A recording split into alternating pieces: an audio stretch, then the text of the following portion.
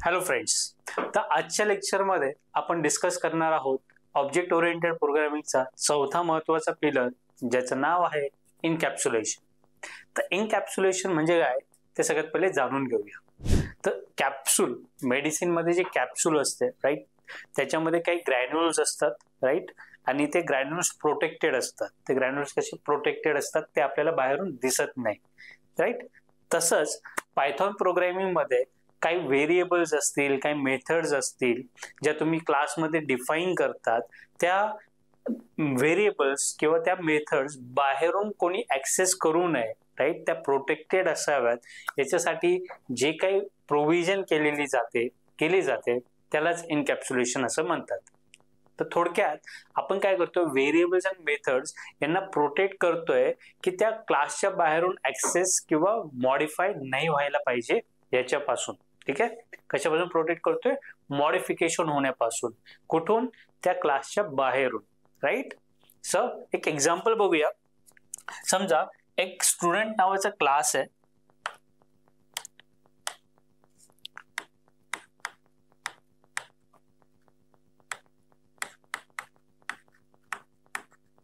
Student नावाचा class आहे. त्या क्लासमध्ये एक कन्स्ट्रक्टर आहे ज्याच्यामध्ये आपण एखाद्या स्टुडंटचं नाव आणि त्याचे मार्क्स ऍज अ इनपुट म्हणून घेणार आहोत. ठीक आहे, फॉर एक्झाम्पल. ठीक आहे, नाव आणि मार्क्स त्याचे इनपुट म्हणून घेणार आहोत आणि ते आपण स्टोअर करणार आहोत या variable self dot name equals to name,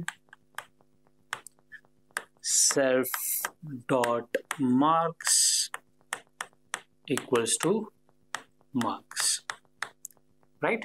so सध्या एवढंच असू देत. सो हा एक क्लास झाला, त्याच्यामध्ये आपण ही एक मेथड डिफाईन केली. ह्यामध्ये मग काय आहे, आपल्याकडे एक कन्स्ट्रक्टर आहे right, which is a method itself, आणि त्याच्यामध्ये नेम, सेल्फ डॉट नेम नावाचा व्हेरिएबल आहे विच इज डेटा ऍक्च्युअली, ज्याच्यात नाव स्टोअर होणार आहे. आणि सेल्फ डॉट मार्क्स हा पण एक व्हेरिएबल आहे ज्याच्यामध्ये मार्क्स स्टोअर होणार आहे. ठीक आहे, आता समजा बाहेरून कोणीतरी या स्टुडंट क्लासचा एक ऑब्जेक्ट बनवला. S1 पहिला ऑब्जेक्ट बनवला स्टुडंट क्लासचा, ज्याला दोन इनपुट लागणार आहे. एक नाव, लेट्स से राहुल, ज्याचे मार्क्स आहेत 90. डन, बनवला. सो तुम्ही जेव्हा S1 डॉट राहुल करणार,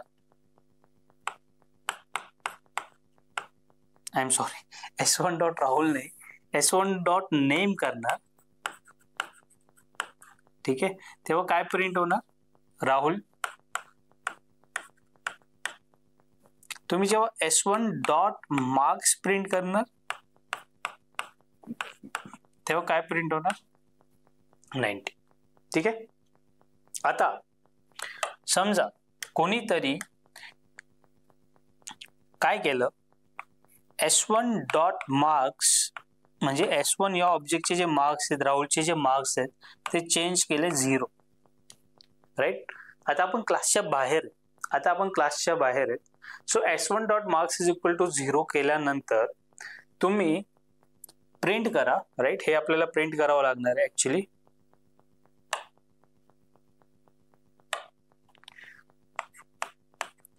print S1 dot name, print S1 dot marks, तेव्हा हे प्रिंट होणार आहे. तसंच जर मी आता प्रिंट केलं S1 डॉट मार्क्स, तेव्हा काय प्रिंट होणार आहे? 0. म्हणजे क्लासच्या आउटसाइड ऑफ द क्लास आपण काय करतोय, ते मार्क्स जे आहेत, ते व्हेरिएबल जे आहेत, त्याचे जे व्हॅल्यूज आहेत ते चेंज करतोय. सो इथे मार्क्स प्रोटेक्टेड नाही आहेत, नाव हे प्रोटेक्टेड नाही आहे. Anyone who can access the class can modify the attributes or variables of the class right. आता हे आपल्याला नकोय. तर याच्यापासून आपल्याला काय करायचं, प्रोटेक्ट करायचं आहे. मार्क्स किंवा जे काही मेथड्स असेल किंवा व्हेरिएबल्स असतील त्यांना प्रोटेक्ट करायचं आहे. So what is the way right. Way काय ते बघूया. मग आपण काय करतो, जे जे व्हेरिएबल्स आपल्याला प्रोटेक्ट करायचे आहेत तर आपण याबद्दल आधीच डिस्कशन केलंय राईट. पायथॉन मध्ये private variable, protected variable, public variables, right. So इथे जर मला नेम आणि मार्क्स हे जे प्रोटेक्ट करायचे आहे, इनफॅक्ट जनरल प्रॅक्टिस हीच असते, जेव्हा आपण एखादा क्लास डिफाईन करतो त्या क्लासमधले जे काही व्हेरिएबल्स आपण डिफाईन करतो ते प्रोटेक्टेडच असतात. म्हणजे इट्स अ नॉर्मल प्रॅक्टिस. मग प्रोटेक्ट कसं करणार आहे, सेल्फ डॉट डबल अंडरस्कोर लावायचा आहे, name is equal to name,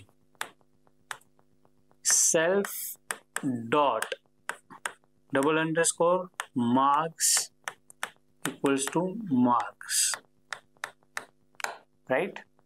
मग असं केल्यानंतर you can create the object, you can define the values for the name and the marks, but हे होणार नाही. This is not possible. कारण हे व्हेरिएबल्स आता काय झाले, प्रोटेक्टेड झाले. ऍक्च्युली पायथॉन मध्ये ऍज सच प्रोटेक्टेड असं काही नसतं, राईट.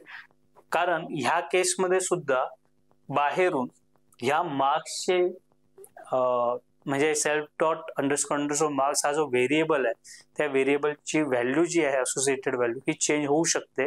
कसं, तर आता काय झालंय, बॅकएंडला हा जो व्हेरिएबल आहे self dot underscore underscore marks, right, तो बॅकएंडला काय नावाने सेव्ह झालेला आहे, अंडरस्कोर स्टुडंट अंडरस्कोर क्लासचं नाव डबल अंडरस्कोर मार्क्स या नावाने तो सेव्ह झालेला आहे. जेव्हा तुम्ही एखादा व्हेरिएबल प्रोटेक्ट करतात तेव्हा त्याला जर तुम्हाला ऍक्सेस करायचं असेल तर तुम्ही ह्या पद्धतीने त्याला ऍक्सेस करू शकतात, अंडरस्कोर क्लासचं नाव अंडरस्कोर अंडरस्कोर मार्क्सचं नाव, राईट. अदरवाईज तुम्ही फक्त S1 डॉट मार्क्स करून ऍक्सेस करू शकत नाही, कारण आता तो प्रोटेक्ट झालेला आहे, राईट. तो काय झालाय, प्रोटेक्ट झालेला आहे. And this is what encapsulation guys. यालाच आपण काय म्हणतो, इनकॅप्सुलेशन असं म्हणतो. To protect the data that is variables and the functions to get access or to get change or modify outside the class. ठीक आहे. पण मी जसं आता म्हटलं की पायथॉन मध्ये प्रोटेक्टेड ऍज सच काही नसतं. त्याचा ऍक्च्युली मेन कारण असं आहे, जावामध्ये जर तुम्ही बघितलं तर तुम्ही एखादा व्हेरिएबल प्रोटेक्ट केला तर तुम्ही कितीही काही करा, क्लासच्या बाहेरून तुम्ही त्याला चेंज करूच शकत नाही, राईट. पण पायथॉन मध्ये तसं नाहीये.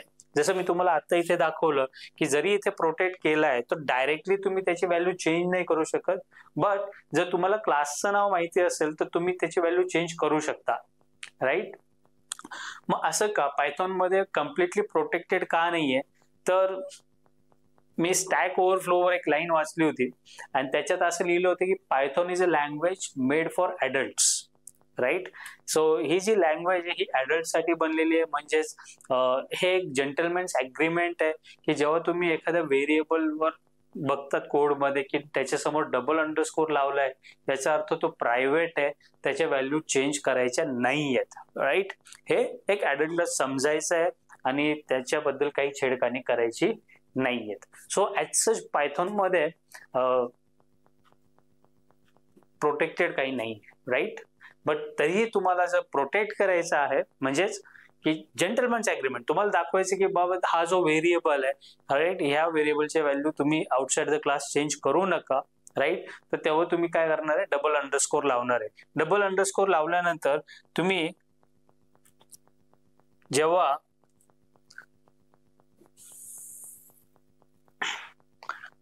S1 डॉट करणार तेव्हा तुम्हाला नेम पण नाही दिसणार आणि मार्क्स पण नाही दिसणार, कारण ते प्रोटेक्ट झालेले.